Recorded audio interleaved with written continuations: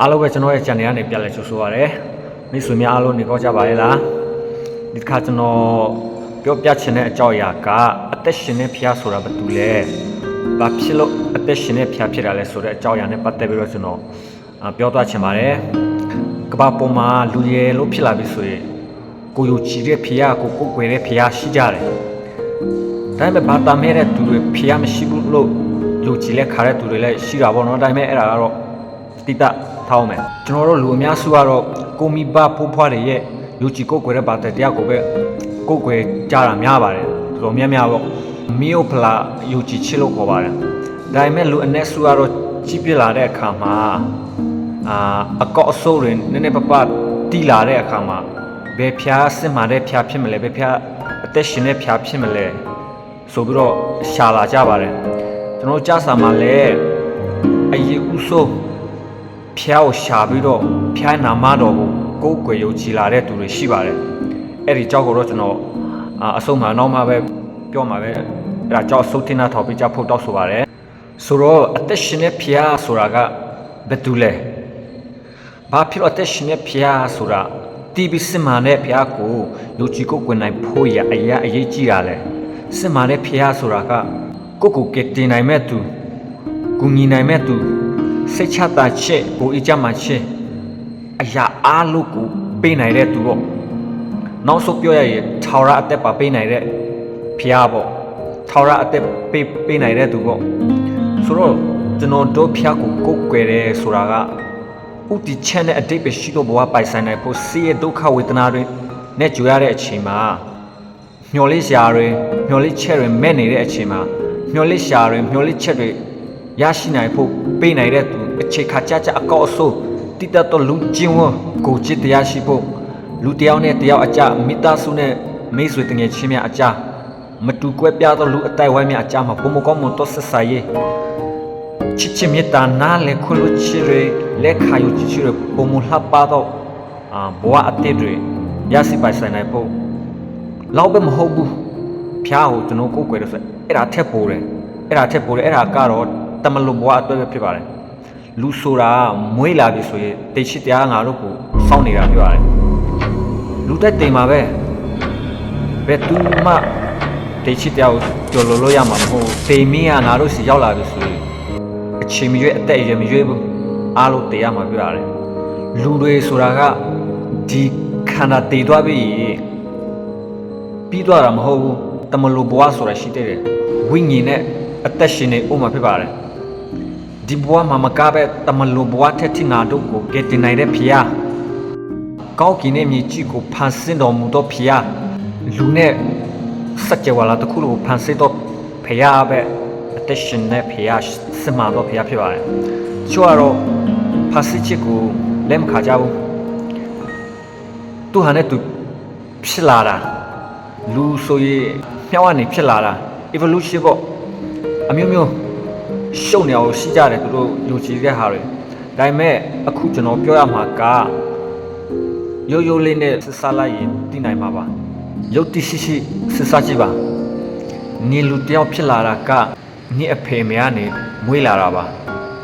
အဲ့ဒီဇိုင်းလာလေးတစ်ခုရှိနေတာအဲ့ဒီလိုဖြစ်အောင်လုပ်တော့သူရှိနေလို့ပါဗမာစကားရှိပါတယ်အကျိုးအကြောင်းဆိုတာပြောချင်တာကအကျိုးတရားမှုတိုင်းမှာအကြောက်တရားဆိုတာရှိပါတယ်ဖြစ်ပြတဲ့အရာအလုံးတို့ဟာဖြစ်စေတဲ့သူရှိလို့ပါညာသွေးရှိတဲ့လူကိုจิตတရားအကောင်းနဲ့အဆုတ်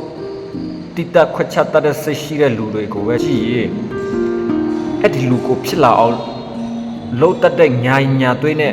အကောင်းနဲ့အဆုတ်ကိုခွက်ချတည်မြဲတတ်တဲ့ဖာဆင်းရှင်ရှိတယ်ဆိုတာကျွန်တော်တို့သိနိုင်ပါတယ်တမန်ကျစာရဲ့ကဘာဥကြအခါจิตတဲ့အပိုင်းငယ်တက်တက်မှာအစာဦးနဲ့ဖျားတခီဒီကောင်းကင်နဲ့မြေကြီးကိုဖန်ဆင်းတော်မူ၏ဆိုပြီးတော့ရေးထားတယ်ကဘာဥကြအခါจิตတဲ့နှစ်ကိုကြည့်လိုက်ရင်ဖျားတခီကကောင်းကင်နဲ့မြေကြီးနေနဲ့လာပီလေကြီးနဲ့ဝေလာငါပီလေမှာရှိတဲ့ငါတွေရင်းနေတော်ဝါတွေကိုပေါ်မှာကျဆာနေတဲ့ဒီချက်တေးကြီးတွေကအစာကိုလုံးတော့တော်ဝါတွေကအစာဘယ်လိုဖန်ဆင်းထားတာလဲဆိုတာတွေးလိမ့်မယ်။ဘိုးဘစိတ်ကိုစားဖို့ကောင်းတာကလူကိုဘယ်လိုဖန်ဆင်းတာလဲဆိုတာပါပဲ။ ကျွန်တော်တို့အမြင့်ကျနေရတဲ့အတောင်နဲ့အေဝါပေါ့ကဘာဥကြအခါချစ်တဲ့အပိုင်းငယ်26မှာငါတို့ဗုဒ္ဓရာနဲ့ငီတတတာတင်းလူကိုဖန်ဆီးကြဆုပ်လို့ပြောထားတာဖြစ်ပါတယ်အပိုင်းငယ်26ခုမှာဖျားကသူတို့နဲ့တူတော့လူယောက်ျားနဲ့လူမိန်းမကိုဖန်ဆီးထားတာဖြစ်ပါတယ်အဲ့ဒီမှာအရေးကြီးတာတစ်ခုကငါတို့ဆိုတဲ့စကားလုံးကိုသုံးထားတာဖြစ်ပါတယ်အဲ့ဒါကတောပတ်စုဖျားကိုဆိုလိုတာဖြစ်ပါတယ်တောပတ်စုဖျားကိုပြောနေတာဖြစ်ပါတယ် Trinity ပေါ့ Trinity ရှိပြအရာကျေပြတယ်နောက်မှအခြေရှိပြောမယ်နည်းနည်းပပဒီမှာတော့သဘောတရားလေးနဲ့ပြောမယ်ခမဲတော့ဒါတော့တရှိတော်ဝင်နေတော့တောပတ်မလို့ငါတို့ဆိုတဲ့စကားကိုတုတ်ထားတာဖြစ်ပါတယ်ဒါတော့ယေရှုဖျားကမေဒိုမာရိယာနေမွေးဖွားလာမှဖြစ်လာတာလို့မထင်လိုက်ပါနဲ့ရှီယောဟာအခါချစ်ရှိအပိုင်း58တဲ့မှာယေရှုကပြောထားတယ်ငါအမှားဆိုရီကအာဗြဟံမဖြစ်မီငါဖြစ်၏လို့ပြောထားတာဖြစ်ပါတယ်ငါဖြစ်၏ဆိုတဲ့စကားလည်းအရာကိုအရေးကြီးတဲ့စကားလို့ဖြစ်တယ်ငါဖြစ်၏ဆိုတဲ့စကားကိုခမဲတော်က Old Testament ဓမ္မဟောင်းကြကတည်းကပြောထားတဲ့စကား Moses မှာသူပြောထားတဲ့ဟာပြောတယ်ငါဖြစ်တဲ့တိုက်ငါဖြစ်၏လို့ပြောထားတာဖြစ်ပါတယ်အဲ့ဒါကိုဒါတော့ပြပြီးတော့ပြောတာဖြစ်ပါတယ်အဲ့ဒါကသူတို့ကိုတလုံးသွားဖြစ်နေတာကိုပြောနေတာဖြစ်ပါတယ်ပြီးတော့ရှေယောဟာအခါချစ်အပိုင်းငယ်30ထက်မှာယေရှုကငါဒီခမက်တော်နဲ့တလုံးသွားဖြစ်၏လို့တိကျပြောထားတာဖြစ်ပါတယ်ဆိုတော့နောက်ဆုံးအနေနဲ့ပြောရမယ်ဆိုရင်အရာအားလုံးကိုဖာစစ်ပိုက်တာအဆိုးတော်မူပြီးသူနဲ့တရားတူအောင်ဖာစစ်ထားတော့လူနီနဲ့ကျွန်တော်ကိုအရာချစ်လို့တပါတီတော့ဒါတော့ယေရှုခရစ်တော်ကိုဒီလောကထဲသို့ဆေလွတ်ပြီးလူသားတိုင်းရဲ့အပြစ်နီနဲ့ငါရဲ့အပြစ်အတွက်လေဝကတိုင်မှာအတိတ်ခါပြီးကျွန်တော်တို့အပြစ်အခါထာဝရတေချာနဲ့လွတ်မြောက်နိုင်ဖို့ရအတွက်လေဝကတိုင်မှာနာချစ်ချစ်စရဲ့ဒုက္ခပေါင်းများစွာကျင့်ချစ်ပေါင်းများစွာကိုခါပြီးတေတော့ယေရှုတို့ရဲ့မြောက်မှာပြလက်ရှိပြန်ထမြောက်တော့ဘုရားဖြစ်ပါတယ်အသက်ရှင်လျက်ရှိနေသူကိုယုံကြည်လက်ခံတော့သူတိုင်းဒီထာဝရအသက်ရကြလိမ့်မည်ဟုအတိအကျကိုပြောထားတာဖြစ်ပါတယ်ရှီယောဟာခရစ်ဝေအခါချစ်3အပိုင်းငယ်16ထဲမှာ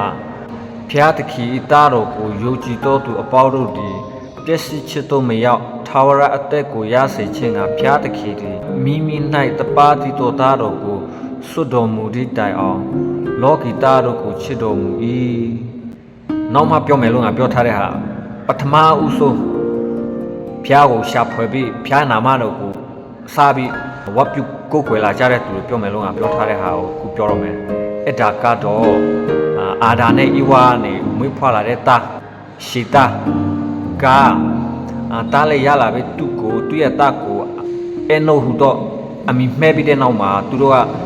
ဖျားကိုရှာပြီးပထမဦးဆုံးဖျားသခင်နာမတော်ကိုအမိပြု၍ကိုယ်ကိုစပြုလာကြောက်တော်သူများဖြစ်ကြပါတယ်အဲ့ဒါကဘာဥကြအခါကြီးလေးအပိုင်းငယ်26မှာတွေ့နိုင်ပါတယ်အားလုံးပဲအသက်ရှင်တဲ့ဖျားနဲ့ဆိုတွေ့နိုင်ကြပါစေအားလုံးပဲကျေးဇူးတင်ပါတယ်